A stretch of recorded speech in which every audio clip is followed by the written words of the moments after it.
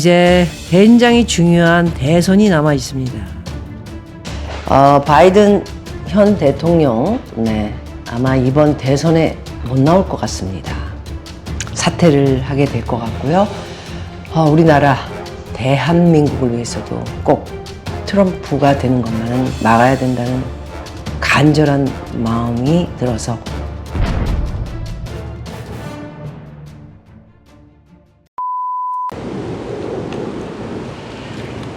제가 서 있는 곳은 하와이의 최고의 부촌인 다이아몬드 헤드 스트리트 쪽을 걷고 있습니다. 인터넷이 안 되는 거 봐서는 몇몇의 집도 보이지만은 엄청난 부자들이 살고 있고요. 이 라인에 삼성 이건희 회장님 돌아가셨죠? 집도 있었던 것으로 팔았는지는 모르겠습니다. 제가 가끔 이 근처 공원에 와서 요가를 했던 그런 기억이 나는 곳이기도 합니다. 모든 집들이 다 엄청 큰 담들이 쳐 있고요. 한참을 차를 끌고 들어가야 또 집이 있는 경우도 있고, 보이시는 것으로는 뭐지? 그냥 간단한 거리인가 보다 이렇게 보실 수 있지만은 안쪽으로 들어가게 되면 수영장을 비롯해 앞쪽이 바다로 다 탁 터져 있는 멋진 집의 뷰를 볼 수 있습니다. 바로 아주 조그만 멋진 공원입니다. 보이시죠? 앞에 바다의 모습, 그리고 작은 공원. 사유재산은 아니고요. 퍼블릭 함께 이곳에 올 수 있고요. 민간인들이죠, 저희 같은. 옆에 보이는 곳은 정말 누구 집이라고 말씀 안 드리겠습니다. 네, 집들이 보이고 있고요. 그 옆으로도 어마어마한 집들이 있는 부촌입니다. 정말 아름답죠? 네. 자, 여러분, 제가 2주 반 전에 자신 있게 말씀드렸던 바로 바이든 대통령이 사퇴를 했습니다. 2주 반 전에 부산에서 여러분들에게 부랴부랴 단호하게 바이든 사퇴, 그리고 미셸 오바마를 비롯해 카말라 해리스까지 후보로 이제 나오게 됐는데요. 저는 지금 회원들을 만나 뵙기 위해서 계속적으로 경상도 쪽에서 여행을 또 진행하고 있는 중에, 아무래도 제가 또 좀 예측을 하는 것을 보내드리고 싶어서요, 자리에 앉았습니다. 바이든 현 대통령, 아마 이번 대선에 못 나올 것 같습니다. 사퇴를 하게 될 것 같고요. 미리 예측을 다른 데 사람처럼 사퇴를 할 수도 있다. 그러나 바이든이 당시만 해도 사퇴 없다. 그리고 바이든의 와이프와 그의 지인들을 비롯한 자식들까지도 사퇴를 용납을 못했었던 시기였습니다. 하지만 저는 제 미래에 대한 예측 언제나 너무 잘 맞히시는 거 아시죠? 단호하게, 모든 사람들이 단호한 이야기를 할 수 없을 때 저는 사퇴.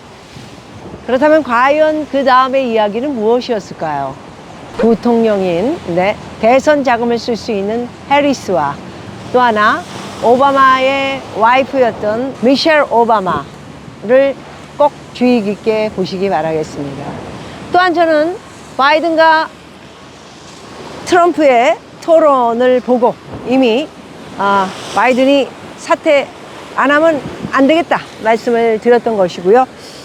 이제 첫 대선 토론, 이거는 제가 볼 적에는 두 분이 기억력이 뛰어난지 아직까지도 너무 늙어가지고 두 분이 지금 우왕좌왕하는 게 있습니다. Take the life of the baby in the 9th month and even after birth, because some states, Democrat run, take it after birth. Again, the former governor of Virginia. We'd be able to wipe out his debt. We'd be able to help make sure that all those things we need to do, making sure that we're able to make every single solitary person eligible for what I've been able to do with the COVID. 미국의 다음 대통령이 된 양 너무나 거들먹거리고 떵떵거렸던 우리 트럼프.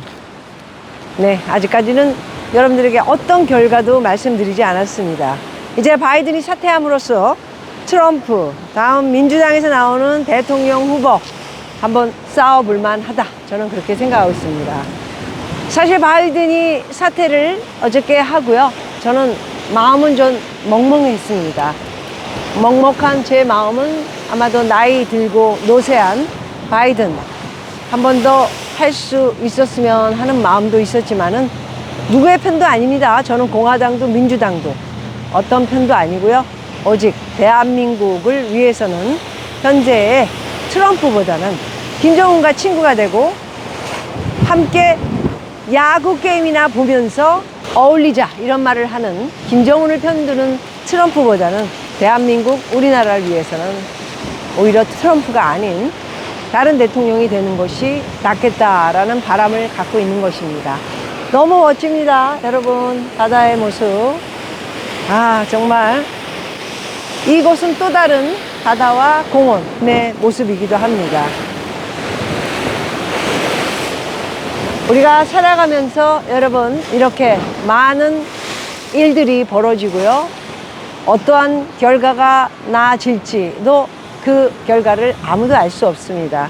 그런 와중에서도 뭔가 계속해서 이루어지는 세상의 일들이 궁금하기 짝이 없습니다. 자, 이제 바이든의 사태, 그리고 정확한 2주 반 전에 부산에서의 제가 부랴부랴 올려드렸던, 자신을 했기 때문에 부랴부랴 말씀을 드렸던 것입니다. 민주당의 전당대회 전 바이든 사태, 그리고 대선 자금을 쓸 수 있는 해리스와 그 외에 미셸 오바마의 역할, 대선 후보 누가 될지 한번 지켜보도록 하고요. 바이든은 해리스의 편을 들고 안녕하고 사퇴를 했습니다. 그러나 미국의 전체적인 분위기는 어찌 될지 여러분 한번 더 지켜보고, 말씀드렸던 그대로 9월에서 10월 금리 인하에 대한 것도 이제 대통령이 사퇴를 함으로써 금리 인하에도 더 절차가 빨라지지 않을까 그렇게 생각합니다. 왜냐하면 협박을 했기 때문이죠. 어떻게 연준에게, 자유민주주의 국가에서 연준에게 금리를 내리지 마라, 금리를 올려라 이런 말을 대통령이 할 수 있는지 저는 너무 어이가 없고요. 이런 작자, 자기 멋대로 짓거리고 자기 멋대로 행동하는 이런 작자가 미국의 대통령이 된다면 정말 겁이 나는 그런 일들을 일으킬 수도 있다는 생각을 가져봤습니다. 카멀라 데이비 해리스, 미국의 현재 부통령입니다. 1964년 캘리포니아주 오클랜드에서 태어났습니다. 인도계와 흑인의 혼혈입니다. 어머니 샤밀라 고팔라는 인도의 타밀론 가족에서 태어나 미국으로 이민한 유방암 전문 과학자이고요. 아버지는 도널드 해리스, 아프리카계 자마이카인으로 태어나 미국으로 이민 온 가족들입니다. 바로 스탠퍼드 대학교 경제학과의 명예 교수이기도 합니다. 집안이 굉장히 좋은 집안에서 태어난 현재의 카멜라 해리스라고 보시면 될 것 같습니다. 카멜라 해리스는 1986년에는 워싱턴 DC 하워드 대학교에서 굉장히 독특한 학교입니다. 흑인 대학교라고 보시면 될 것 같습니다. 정치학과 경제학을 전공했고요. 1989년 캘리포니아 대학교에서는 헤이스팅스 로스쿨 법무 박사 학위를 취득하기도 했습니다. 1990년 샌프란시스코 지방경찰청에서 일했고요. 2004년부터 2011년까지 제27대 샌프란시스코 법무장관 겸 검찰총장이기도 했습니다. 2017년 1월 3일부터 캘리포니아주 연방상원의원을 역임을 했고요. 2019년 1월 21일 2020년 미국 대통령 선거에 민주당 경선 후보 출마를 선언했으나 선거자금 부족으로 12월에 중도 하차를 하기도 했습니다. 현재 조 바이든 정부에서 부통령까지 지낸 해리스, 과연 다음 대선 후보로 낙점이 돼서 트럼프와 용기 있는 모습으로 대결을 할지에 대한 기대감을 높여가면서요. 유리한 장점은 바이든이 바로 해리스에게 손을 들어줬고 민주당의 대선 자금을 쓸 수 있는 사람이 바로 카멀라 데이비 해리스라는 것을 우리가 기억을 하고요. 궁금합니다. 이제 정말 대선 후보의 민주당이 누가 될지 트럼프와 견을 또한 사람의 후보 기대해 보도록 하겠습니다.